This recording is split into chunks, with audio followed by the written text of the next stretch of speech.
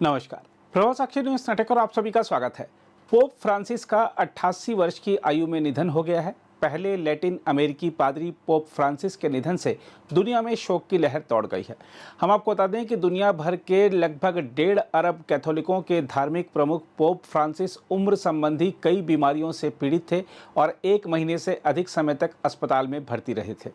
उनके निधन के साथ ही कैथोलिकों का सर्वोच्च पद रिक्त हो गया है, जिसे वेटिकन में एक लंबी प्रक्रिया के माध्यम से भरा जाएगा। हम आपको बता दें कि पोप के निधन के बाद वेटिकन इंटररेग्नम अवधि में प्रवेश करता है। यह वह समय होता है जब पोप की मृत्यु हो जाती है और नए धार्मिक प्रमुख का चुनाव नहीं हुआ होता है। इस दौरान सबसे पहले कैमरलेगो यानी वेटिकन की संपत्तियों और राजस्व का प्रबंधक पोप की मृत्यु की पुष्टि करता है। वह ऐसा करने के लिए पोप का बपतिस्मा नाम 3 बार पुकारता है। यदि कोई उत्तर नहीं मिलता तो वह मृत्यु की घोषणा करता है। हम आपको बता दें कि पोप की मृत्यु के बाद उनके माथे पर चांदी की हथौड़ी से हल्की चोट देने की परंपरा 1963 के बाद समाप्त कर दी गई थी। इसके बाद वेटिकन अपने आधिकारिक माध्यमों से दुनिया को पोप की मृत्यु की सूचना देता है। इसके बाद कैमरलेंगो पोप के अपार्टमेंट को बंद कर देता है। पहले ऐसा लूटपाट से बचने के लिए किया जाता था। फिर वह फिशरमैन की अंगूठी को नष्ट करवाता है। यह उनके शासन के अंत का प्रतीक होता है। यूनिवर्सी डोमिनिकी ग्रेगिस नामक संविधान के अनुसार पोप का अंतिम संस्कार उनकी मृत्यु के 4 से 6 दिनों के भीतर किया जाना चाहिए। आमतौर पर पोप को सेंट पीटर्स बेसिलिका में दफनाया जाता है, जब तक कि उन्होंने किसी अन्य स्थान पर दफनाने का अनुरोध ना किया हो। इसके बाद 9 दिनों का शोक काल मनाया जाता है। हम आपको यही बता दें कि नए पोप के चुनाव के लिए पेपल कॉन्क्लेव पोप की मृत्यु के लगभग 15 से 20 दिन बाद शुरू होता है। इसमें 80 वर्ष से कम आयु के कार्डिनल वेटिकन में एकत्र होते हैं। यह प्रक्रिया गोपनीय होती है। कार्डिनल सिस्टीन चैपल में बंद कर दिए जाते हैं और बाहरी दुनिया से उनका संपर्क लगभग पूरी तरह से समाप्त हो जाता है। उन्हें मीडिया या फ़ोन तक की अनुमति नहीं होती। इसके बाद कई दौर में मतदान किया जाता है, जब तक कि किसी उम्मीदवार को 2/3 बहुमत न मिल जाए। हर मतदान के बाद मतपत्र जला दिए जाते हैं। यदि कोई निर्णय नहीं होता तो काला धुआं निकलता है और अगर नया पोप चुना गया है तो सफ़ेद धुआं निकलता है। हम आपको बता दें कि नए पोप के चुने जाने के बाद उनसे औपचारिक रूप से पूछा जाता है कि क्या वे यह पद स्वीकार करते हैं।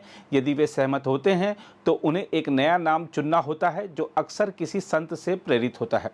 इसके बाद senior cardinal deacon Saint Peter's basilica की बालकनी से लैटिन में घोषणा करते हैं, जिसका अर्थ होता है कि हमें एक पोप मिला है। कुछ क्षणों बाद नया पोप सेंट पीटर्स स्क्वायर में अपने अनुयायियों को संबोधित करता है और उन्हें अपना पहला आशीर्वाद देता है।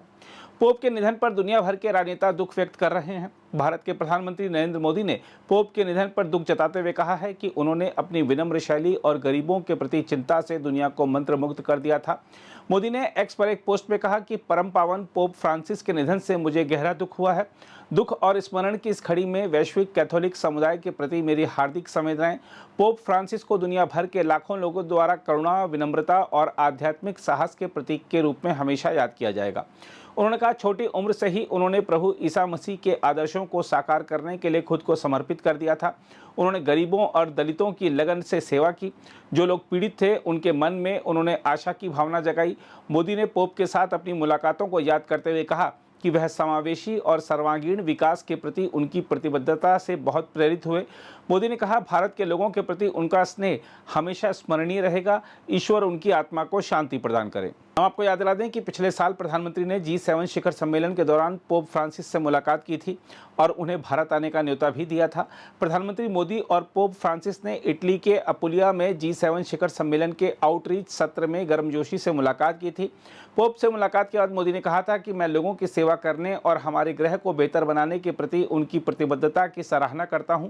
मोदी को पोप के साथ हल्के फुल्के अंदाज में बातचीत करते हुए और गले मिलते हुए देखा गया था। हम आपको याद दिला दें कि प्रधानमंत्री मोदी ने अक्टूबर 2021 में भी वेटिकन में पोप फ्रांसिस से मुलाकात की थी। प्रधानमंत्री कार्यालय ने उस समय कहा था कि भारत और होली सी यानी कैथोलिक चर्च की वेटिकन स्थित सरकार के बीच मैत्रीपूर्ण संबंध है और ये 1948 में राजनयिक संबंधों की स्थापना के समय से ही हैं। हम आपको बता दें कि भारत एशिया में दूसरी सबसे बड़ी कैथोलिक आबादी वाला देश है और यहाँ ईसाई समुदाय के सभी पर्वों को हर भारतीय खुशी खुशी मनाता है। हम आपको यह भी बता दें कि पोप एक धार्मिक शख्सियत तो होते ही हैं, साथ ही वेटिकन राज्य के सर्वोच्च शासक भी होते हैं। किसी भी देश के राष्ट्रपति और प्रधानमंत्री जब रोम जाते हैं तो वह वेटिकन राज्य के सर्वोच्च शासक पोप से भी प्रायः मिलते ही हैं। अगर आप भी लेना चाहते हैं देश दुनिया की तमाम जानकारी तो आज ही सब्सक्राइब करें हमारे चैनल को।